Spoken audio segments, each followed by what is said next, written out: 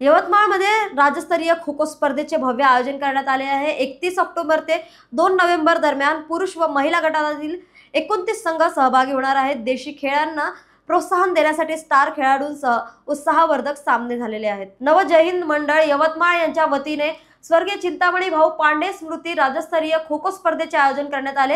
हे भव्य स्पर्धा 31 ऑक्टोबर ते 2 नोव्हेंबर दरम्यान आडे महामार्गावरील अभ्यंकर कन्या शाळेच्या मैदानावर पार पडणार आहे। या स्पर्धेत पुरुष आणि महिला गटातील एकूण 29 संघ सहभागी होणार आहेत। नागपूर, अमरावती, अकोला, बुलढाणा, वाशिम, चंद्रपूर, गडचिरोली, वरोरा, परतवाडा, राळेगाव यासह विविध जिल्ह्यांमधील संघ सहभाग दर्शवणार आहेत। सामने सकाळी 7 ते दुपारी 1 आणि दुपारी 4 ते रात्री 12 या वेळेत खेळले जातील।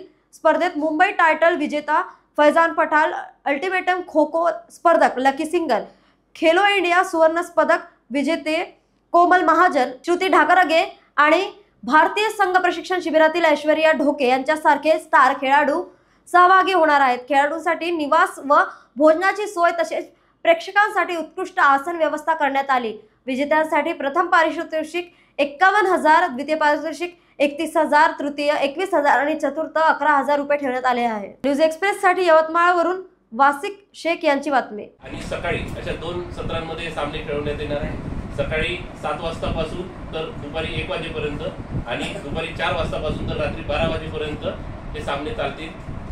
खेळाडूंना स्पर्धेमध्ये आल्यानंतर म्हणजे काही ज्या मोठ्या मोठ्या स्पर्धा होतात तिथे एकदम खो खोच्या याच्यामध्ये तिसरं बक्षीस 2,000, 3,000 म्हणजे 11,000, 5,000, 7,000 असे बक्षीस असतात। तर ही प्रथा कुठेतरी मोडल्या गेली पाहिजे। आपल्या खो खोच्या स्पर्धेला एक चांगला दर्जा मिळाला पाहिजे आणि त्याची सुरुवात आपण केली पाहिजे। या उद्देशाने आम्ही पहिले 51,000चं पहिलं बक्षीस ठेवलं आहे।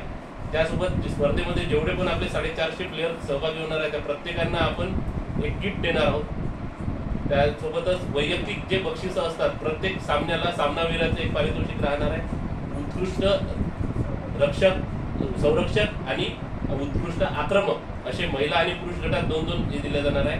आणि स्पर्धेचं मॅन ऑफ द सिरीज आणि वुमन ऑफ द सिरीज हे 2 बक्षीस पण आपण वैयक्तिक दिले जातात, जेणेकरून खेळाडूंना